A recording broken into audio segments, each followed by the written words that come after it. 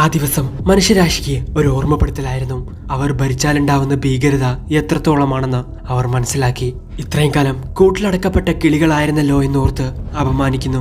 അങ്ങനെ എറിൻ ആനിയെ ഒറ്റയിടി അങ്ങിടിക്കുന്നു. മതിലുകൾ ദൈവമായി കാണുന്ന അവരുടെ ചർച്ചിലോട്ടായിരുന്നു ആനി തെറിച്ചു കൊണ്ടിട്ടുണ്ടായിരുന്നത്. സോ അവരെല്ലാവരും കൊല്ലപ്പെടുന്നു. അടികൊണ്ട ആനി അവിടെ നിന്ന് എഴുന്നേറ്റ് ഓടുവാണ്. പുറകെ തന്നെ എറിനും ഓടുന്നുണ്ട്. കണ്ടിട്ട് എറിന് അവനെ തന്നെ നന്നായിട്ട് കൺട്രോൾ ചെയ്യാൻ പറ്റുന്നുണ്ടെന്ന് തോന്നുന്നു എന്ന് പറയാണ് ഹാൻജി. ഇതുകൊണ്ടൊന്നും ആനിയെ തോൽപ്പിക്കാൻ പറ്റുമെന്ന് എനിക്ക് തോന്നുന്നില്ല എന്ന് പറയാണ് ആർമിൻ. നിരപ്പായിട്ടുള്ള ഒരു സ്ഥലത്തോട്ടാണ് ആനി ഓടിക്കൊണ്ടിരിക്കുന്നത്. അവിടെ വെച്ച് സർവേ കോപ്സിന്റെ 3D ഗെയർ ഒന്നും ഉപയോഗിക്കാൻ പറ്റില്ല. പെട്ടെന്ന് തന്നെ 2 ഗ്രൂപ്പായി 2 വശത്തോടെയും പോവും എന്ന് പറയാണ് ഹാൻജി. ആനിയും എറിനും അവിടെ ഓടിക്കൊണ്ടിരിക്കുന്ന സമയത്ത് ഒരുപാട് പേർ മരിക്കുന്നുണ്ട്. അങ്ങനെ നിരപ്പായിട്ടുള്ള സ്ഥലത്തെത്തിയതിനു ശേഷം ആനിയും എറിനും മുഖത്തോട് മുഖം നോക്കി നിൽക്കുന്നു. ആനി, നിന്റെ ചുറ്റുമുള്ളവർ മണ്ടന്മാരാണെന്നുള്ള ഒരു പുച്ഛഭാവമായിരുന്നു നിനക്കെപ്പോഴും. ഒന്നിനോടും നിനക്കൊരു താല്പര്യവും ഉണ്ടായിരുന്നില്ല. പക്ഷേ അങ്ങനെയുള്ള നിന്നെ ജീവനുള്ളതായി കണ്ട നിമിഷങ്ങളുണ്ടായിരുന്നു. അത് നീ അന്ന് കൈകൾ കൊണ്ട് അഭ്യാസമുറകൾ കാണിക്കുന്ന സമയത്താണ്. പക്ഷേ നീ അന്ന് പറഞ്ഞത് അതുകൊണ്ട് ഒരു ഉപയോഗവുമില്ലെന്നാണ്. പക്ഷേ അതെനിക്ക് വിശ്വസിക്കാൻ കുറച്ച് ബുദ്ധിമുട്ടുണ്ടായിരുന്നു. നിനക്ക് നന്നായി കള്ളം പറയാൻ അറിയില്ല എന്നാണ് എനിക്ക് അപ്പൊ തോന്നിയത്. ആനി, എന്തിനു വേണ്ടിയാണ് നീ പോരാടുന്നത്? ഇത്രയും പേരെ കൊല്ലാൻ മാത്രം എന്ത് മഹത്തായിട്ടുള്ള കാര്യമാണ് നീ ചെയ്യാൻ പോകുന്നത് എന്ന് ചോദിച്ച് എറിൻ ആനിയെ ഒറ്റയിടി അങ്ങ് ഇടിക്കുവാണ്. എന്നാ ആനി അവളുടെ സ്പെഷ്യൽ എബിലിറ്റി യൂസ് ചെയ്ത് അത് ബ്ലോക്ക് ചെയ്യുന്നു. ഇതേ സമയം എറിൻ അവളുടെ കാല് പിടിച്ച് അവളെ തൂക്കിയെറിയുന്നു. അങ്ങനെ വീണ്ടും അവർ തമ്മിൽ ഫൈറ്റ് ചെയ്യാണ്. സ്ക്വാഡ് ലീഡർ ഈ ഫീമെയിൽ ടൈറ്റനെ ഇവിടെ വെച്ച് പിടിച്ചാൽ തന്നെ ഈ നഗരവും അതിനോടകം തകരില്ലേ എന്നൊരു ഓഫീസർ ചോദിക്കുന്നു. എന്നാലും കുഴപ്പമില്ല, നമ്മൾ അത് തന്നെ ചെയ്യും. എറിന്റെ തീരുമാനവും അത് തന്നെയാണ് എന്ന് ഹാൻജി പറയുന്നു. ഇതേ സമയം അടികൊണ്ട് നിലത്ത് കിടക്കുന്ന മിക്കാസ എഴുന്നേക്കുവാണ്. ഇതിനെപ്പറ്റി എന്നോട് ആരും ഒന്നും പറഞ്ഞില്ലല്ലോ, എന്തിനാ ടൈറ്റനുകൾ ഇവിടെ കടന്ന് അടിയുണ്ടാക്കുന്നേ എന്ന് ചോദിക്കുകയാണ് ഹിച്ച്. എന്താണ് ഇവിടെ നടക്കുന്നതെന്ന് അറിയാതെ അന്തം വിട്ട് നിൽക്കുവാണ് മാർലോ. നെയിൽ, ടൈറ്റൻസ് നഗരത്തിനകത്ത് കടന്ന് ഫൈറ്റ് ചെയ്തുകൊണ്ടിരിക്കുകയാണ്. ഒരുപാട് ജനങ്ങളും മിലിറ്ററി ഉദ്യോഗസ്ഥരും മരണപ്പെട്ടിട്ടുണ്ട് എന്നൊരു ഓഫീസർ റിപ്പോർട്ട് ചെയ്യുന്നു. ഇത് കേട്ട് ടെൻഷനായ നെയിൽ, ഇതിനെല്ലാം കാരണം നീയാണോ എന്ന് ചോദിച്ച് തോക്ക് ചൂണ്ടുന്നു. അതെ, എല്ലാം എന്റെ കമാൻഡുകൾ അനുസരിച്ച് നടന്നതാണ്. ഓരോന്ന് പറഞ്ഞ് ഇതിൽ നിന്ന് ഒഴിഞ്ഞു മാറാൻ ഞാൻ ഉദ്ദേശിക്കുന്നില്ല എന്ന് കമാൻഡർ പറയുന്നു. ഇത് കേട്ട് ടെൻഷനായ നെയിൽ കമാൻഡറിന്റെ കോളറിന് പിടിച്ചു പോക്കുന്നു. ഇങ്ങനൊരു പദ്ധതി നടപ്പിലാക്കുന്നതിന് മുമ്പ് നടക്കാൻ പോകുന്ന പ്രശ്നത്തെ പറ്റി നീ ചിന്തിക്കണമായിരുന്നു. നിനക്കിത് എങ്ങനെ ചെയ്യാൻ തോന്നി? എല്ലാം മനുഷ്യരാശിയുടെ നല്ലതിന് വേണ്ടിയിട്ടാണ്. നീ കളിക്കരുത്, നീ ഒരു രാജ്യദ്രോഹിയാണ്. തീർച്ചയായിട്ടും ഞാൻ നിന്നെ അറസ്റ്റ് ചെയ്യും. ഇത് കേൾക്കുന്ന എർവിൻ, കുഴപ്പമില്ല, നീ എന്നെ അറസ്റ്റ് ചെയ്തോ, പക്ഷെ എല്ലാ ചുമതലയും നീ ഏറ്റെടുക്കണം. ആ ഫീമെയിൽ ടൈറ്റനെ രക്ഷപ്പെടാൻ അനുവദിക്കരുത്. ഇത് കേട്ട് നൈൽ ഒന്ന് പതറുവാണ്. ഇതെല്ലാം മനുഷ്യരാശിയുടെ നല്ലതിന് വേണ്ടിയാണെന്ന് നീ വിശ്വസിക്കുന്നുണ്ടോ എന്ന് നൈൽ അവനോട് ചോദിക്കുന്നു. ഇത് ശരിയായ ദിശയിലോട്ടുള്ള ഒരു പാതയാണെന്ന് എനിക്ക് നല്ല ബോധ്യമുണ്ട് എന്ന് പറയാണ് എർവിൻ. ഇത് കേട്ട് അവർ തോക്ക് താഴ്ത്തുന്നു. അങ്ങനെ നൈൽ എർവിനെ അറസ്റ്റ് ചെയ്യാൻ വേണ്ടി പറയുന്നു. എല്ലാ സൈനികരെയും പെട്ടെന്ന് തന്നെ ഇങ്ങോട്ട് കൊണ്ടുവരണം. ജനങ്ങളെ ഇവിടുന്ന് സുരക്ഷിതമാക്കുന്നതും രക്ഷാപ്രവർത്തനങ്ങളിലും മുൻതൂക്കം കൊടുക്കാൻ പറയണം. അങ്ങനെ ഓഫീസേഴ്സ് എല്ലാവരും അവിടെ നിന്നും പോവാണ്. എർവിൻ, നിന്റെ വധശിക്ഷ നിയമപ്രകാരം തന്നെ നടക്കട്ടെ. സന്തോഷപൂർവ്വം ഞാൻ അതെല്ലാം സ്വീകരിക്കും, ഇത് കഴിഞ്ഞതിനു ശേഷം എന്ന് എർവിൻ പറയുന്നു. ലീവായ്, നീ ഇവിടെ തന്നെ കാണണം. ഒരർത്ഥമില്ലാത്ത മരണം നിനക്ക് നഷ്ടമില്ലല്ലോ. നഷ്ടമല്ല, അത് എന്റേതാണെങ്കിലും ശരി, മറ്റുള്ളവരുടേതാണെങ്കിലും ശരി എന്ന് ലീവായും പറയുന്നു. പിന്നീട് ആർമിനും മറ്റുള്ളവരെല്ലാവരും എറിനെയും ആനിയെയും നോക്കി നിൽക്കുവാണ്. ഒന്നും ഉപേക്ഷിക്കാൻ തയ്യാറാവാത്തവർക്ക് ലൈഫിൽ ഒന്നും നേടിയെടുക്കാൻ പറ്റില്ല. മോൺസ്റ്റേഴ്സിനെ തോൽപ്പിക്കണമെങ്കിൽ സ്വന്തം ഹ്യൂമാനിറ്റി അവർ ഉപേക്ഷിക്കണം എന്ന് ആർമിൻ പറഞ്ഞത് എറിൻ ആലോചിക്കുന്നു. അങ്ങനെ എറിൻ ആനിയെ അറ്റാക്ക് ചെയ്യാൻ പോകുന്ന സമയത്താണ് ആനി തന്റെ സ്പെഷ്യൽ എബിലിറ്റി യൂസ് ചെയ്ത് തിരിച്ച് അറ്റാക്ക് ചെയ്യുന്നത്. ആനിക്ക് അതിന് കഴിയുമെന്ന് എനിക്ക് ഉറപ്പാണ്. അങ്ങനെ വീണ്ടും എറിൻ അവളെ ഒറ്റയിടി അങ്ങിടിക്കുവാണ്. ആനി എന്നൊരാൾ ആനിയെ വിളിക്കുന്നു. ഇത് കേട്ട് ആനി എറിനെ ഇട്ട് അടിക്കുവാണ്. എന്നാൽ എറിൻ ആനിയുടെ കാലിൽ കടിച്ചു പിടിച്ചു വെച്ചിരിക്കുന്നു. അവൾ അവളുടെ കൈ ഉപയോഗിച്ച് അവനെ തല്ലിക്കൊണ്ടിരിക്കുന്നു. ആനി, അച്ഛനെന്നും നിന്റെ പക്ഷത്ത് തന്നെ ആയിരിക്കും എന്ന് ആനിയുടെ അച്ഛൻ ആനിയോട് പറയുന്നു. ഇതിനോടകം തന്നെ ആനി എറിനെ അടിച്ച് താഴെയിടുന്നു. അവന്റെ ഒരു കൈയും ഒരു കാലും നഷ്ടപ്പെട്ടിരിക്കുന്നു. ഞാൻ ടൈറ്റനുകളെയെല്ലാം കൊന്നുകളയും, ഒരെണ്ണത്തെ പോലും ബാക്കി വെക്കില്ല എന്ന് പറഞ്ഞ് എറിൻ ആനിയുടെ പുറകെ ഓടുന്നു. ആനിയാണെങ്കിൽ ആ മതിലിന് പുറത്തോട്ട് പോകാൻ വേണ്ടി ശ്രമിക്കുവാണ്. എറിന്റെ ശരീരം മുഴുവൻ ഒരു പ്രത്യേക തരം ലൈറ്റ് കൊണ്ട് നിറഞ്ഞിരിക്കുന്നു. ചില ഭാഗത്ത് തീയൊക്കെ കത്തുന്നുണ്ട്. ഓടിപ്പോയി എറിൻ ആനിയെ വലിച്ച് താഴെയിടുന്നു. ഇവിടെ എന്താ സംഭവിക്കുന്നതെന്ന് മനസ്സിലാവാതെ നോക്കി നിന്നോണ്ടിരിക്കുവാണ് സർവേ കോപ്സ്. പെട്ടെന്ന് എന്നെ മിക്കാസ എറിന്റെ അടുത്തോട്ട് പോകാൻ വേണ്ടി ശ്രമിക്കുന്നു. ഏയ് വേണ്ട, എറിനിപ്പോ നിന്നെ മനസ്സിലാവുമെന്ന് പോലും അറിയില്ല എന്ന് പറയാണ് ഹാൻജി. എറിൻ ആനിയുടെ 2 കണ്ണും ഞെക്കി അങ്ങ് പൊട്ടിക്കുവാണ്. വേദന കൊണ്ട് അവിടെ അലറിക്കൊണ്ടിരിക്കുവാണ് ആനി. പക്ഷെ എന്നാലും ആനി എറിനെ അടിച്ച് താഴെയിടുന്നു. തന്റെ സ്പെഷ്യൽ എബിലിറ്റി യൂസ് ചെയ്ത് ആനി ആ മതിൽ കയറാൻ വേണ്ടി ശ്രമിക്കുന്നു. ഇതേ സമയം പുറകെ വന്ന എറിൻ ആനിയുടെ കാലിൽ കയറി പിടിക്കുകയാണ്. ആനിയാണെങ്കിൽ എറിനെ ചവിട്ടി താഴെ ഇടാൻ വേണ്ടി ശ്രമിക്കുന്നുണ്ട്. പക്ഷെ എറിൻ അവളുടെ കാല് കടിച്ചു പിടിച്ചു വെച്ചിരിക്കുന്നു. എന്നാ ആനി തന്റെ കാല് മുറിച്ചുകൊണ്ട് അവിടെ നിന്നും രക്ഷപ്പെടാൻ വേണ്ടി ശ്രമിക്കുന്നു. താഴെ കിടക്കുന്ന എറിനെ കൊണ്ട് ഒന്നും ചെയ്യാൻ പറ്റില്ല. ഇങ്ങനെ പോയാ അവൾ രക്ഷപ്പെടും എന്ന് പറയുവാണ് ജിൻ. പെട്ടെന്നതാ അങ്ങോട്ടും മിക്കാസ വരുന്നു. അവളുടെ സോഡ് ഉപയോഗിച്ച് ആനിയുടെ വിരലുകൾ കട്ട് ചെയ്യുവാണ്. താഴെ വീണുകൊണ്ടിരിക്കുന്ന ആനിയുടെ അടുത്തോട്ട് വരുവാണ് മിക്കാസ. ആനി, എല്ലാം അവസാനിച്ചു. ഇനി നിന്നെ കൊണ്ട് ഒന്നും ചെയ്യാൻ പറ്റില്ല. ആനി, തെറ്റുപറ്റി, എന്നോട് ക്ഷമിക്കണമെന്ന് ഞാൻ പറയില്ല. പക്ഷേ നീ എനിക്കൊരു വാക്ക് തരണം.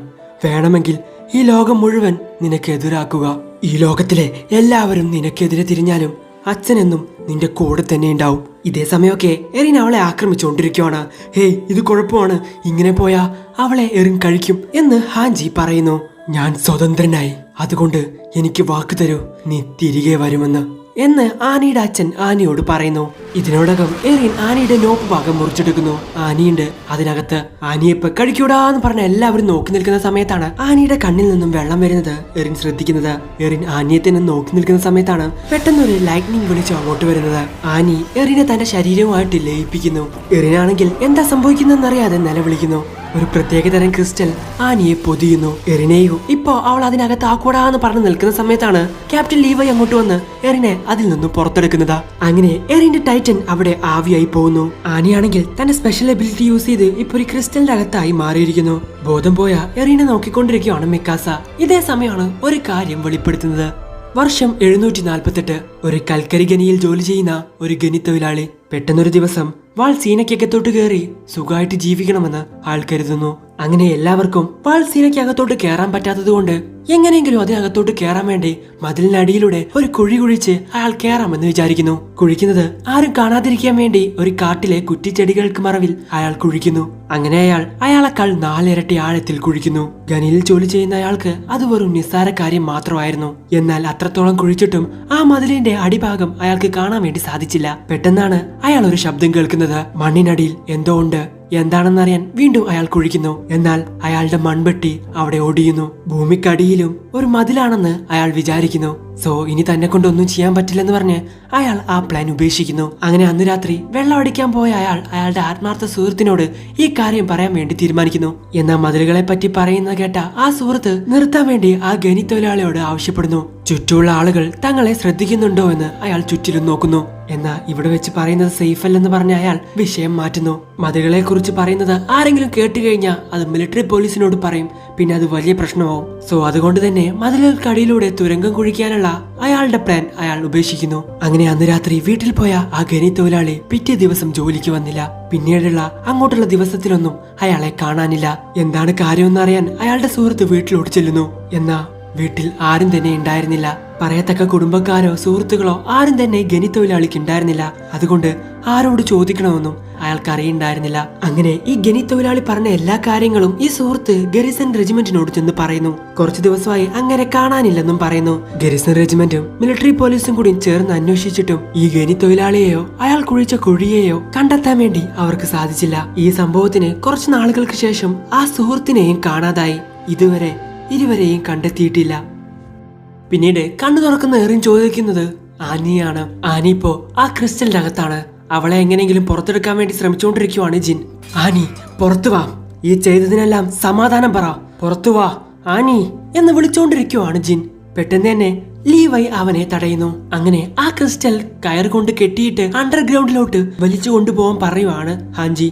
ഈ അവസ്ഥയിൽ ആനിയിൽ നിന്ന് ഒരു വിവരങ്ങളും കിട്ടിയില്ലെങ്കിൽ പിന്നെ എന്തിനായിരുന്നു ഇത്രയും ചെയ്തത്? ഒരുപാട് ജീവനുകൾ നഷ്ടമായി. യാതൊരു ഉപകാരവും ഉണ്ടായില്ല. പിന്നീട് നമ്മൾ കാണുന്നത് ചീഫിന്റെ മുമ്പിലിരിക്കുന്ന എർവിനെയാണ്.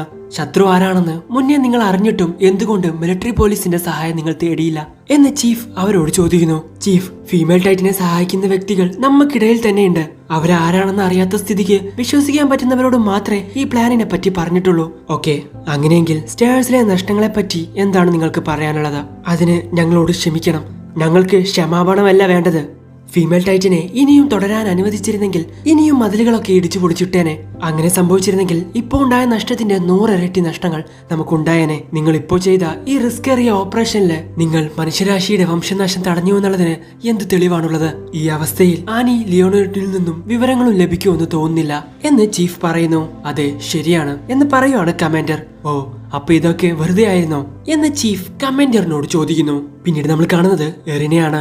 ഇത്രയൊക്കെ സംഭവിച്ചിട്ടും എനിക്കൊന്നും തോന്നുന്നില്ല, ആനി ഇപ്പോഴും അതിനകത്തല്ലേ എന്ന് ചോദിക്കുകയാണ് എറിൻ. അതെ എന്ന് മിക്കാസയും പറയുന്നു. ഓ നാശം, ഇത്രയും വലിയൊരു കാര്യം ചെയ്തിട്ട് ഒന്നും നേടാൻ സാധിച്ചില്ലല്ലോ എന്ന് പറയുവാണ് ജിൻ. അവളെ പറ്റിയുള്ള രഹസ്യങ്ങൾ ആരും അറിയാതിരിക്കാൻ വേണ്ടി ഏതറ്റം വരെ പോവാനും അവൾ തയ്യാറായിരുന്നു എന്ന് പറയാണ് ആർമിൻ. എന്തായാലും അവൾ രക്ഷപ്പെട്ടു എന്ന് ജിൻ പറയുന്നു. അതിന് എറിനു അവളെ സഹായിച്ചു എന്ന് ആർമിൻ പറയുന്നു.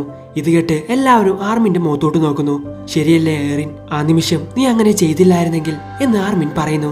ശരിയാണ്, ആർമിൻ പറഞ്ഞത് ശരിയാണ്. അവസാന നിമിഷം ഞാനൊന്ന് പതറി. ആനിയെ അങ്ങനെ കണ്ടപ്പോ എനിക്ക് അനങ്ങാൻ സാധിച്ചില്ല.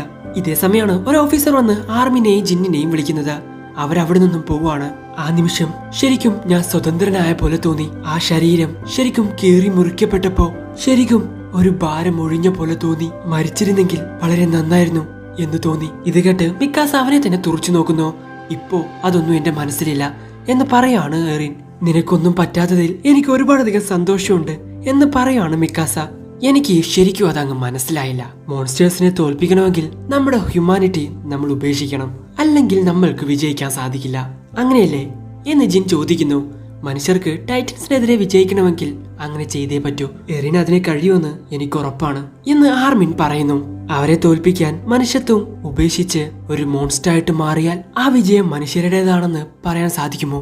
ഇത് കേൾക്കുന്ന ആർമിൻ മതിലിന് പുറത്തോട്ട് പറന്നു പോകുന്ന 2 പക്ഷികളെ നോക്കി നിൽക്കുവാണ്. അത് പറയുന്ന പോലെ അത്ര എളുപ്പമല്ല. എന്നാലും ഈ സംഭവത്തോടെ മനുഷ്യരാശിക്ക് വലിയൊരു മുന്നേറ്റമാണ് ഉണ്ടായിരിക്കുന്നത്. മനുഷ്യർക്ക് ടൈറ്റനായി മാറാൻ പറ്റുമെന്ന് സങ്കല്പിക്കാൻ പോലും പറ്റാത്ത കാലത്തു നിന്നും ശത്രു നമുക്കിടയിൽ തന്നെ ഉണ്ടെന്നും മാത്രമല്ല അവരിൽ ഒരാളെ കീഴ്പ്പെടുത്താനും നമ്മളെ കൊണ്ട് സാധിച്ചു. അവർ ഇനിയും ഈ മതിലിനകത്തുണ്ട്. അവരെ എല്ലാവരെയും നമുക്ക് മുട്ടുകുത്തിക്കണം. ഇനി നമ്മുടെ ചാൻസ് ആണ്. അങ്ങനെ സർവേ കോപ്സിന്റെയും എറിൻ യേഗറിന്റെയും തലസ്ഥാനത്തേക്കുള്ള സമൻസ് തൽക്കാലത്തേക്ക് നിർത്തിവച്ചിരിക്കുന്നു. അണ്ടർഗ്രൗണ്ടിൽ സൂക്ഷിച്ചു വെച്ചിരിക്കുന്ന ആനിയുടെ കസ്റ്റഡി സർവേ കോപ്സിന് വിട്ടു നൽകിയിരിക്കുന്നു. എന്തായാലും തന്നെ കൂട്ടിലടച്ചിരിക്കുന്നത് എന്താണെന്ന് മനുഷ്യരാശി അറിയാൻ ധാരാളം സമയവും തത്വങ്ങളും ഇനിയും ആവശ്യമാണ്. സോ അവിടെ വെച്ച് ഈ സീസൺ അവസാനിക്കുന്നു.